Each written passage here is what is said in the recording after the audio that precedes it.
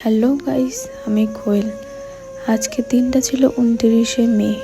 আজকে দিনটা হচ্ছে আমাদের কাছে একটা দুঃখের দিন।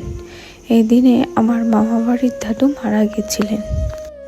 আজকে আমি গন্তব্যস্থলের সমস্ত কাজ গুছিয়ে নেওয়ার পর নিজের বাড়ি আসার উদ্দেশ্যে রওনা দেওয়ার আগেই দেখি খুব মেঘ করেছে এবং ঝড় বৃষ্টি হচ্ছে।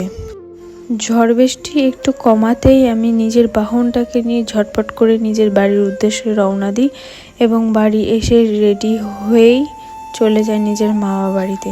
সন্ধ্যের পর নাম কীর্তনের মাধ্যমে আমরা আমার দাদুর আত্মার শান্তি কামনা করেছিলাম এবং তারপর সবাইকে ভোগ বিতরণ করে আমরা আজকের মতন দিনটা শেষ করি। আজকের মতন এইটুকুনি, আবার দেখা হবে। Tata, bye bye, good night.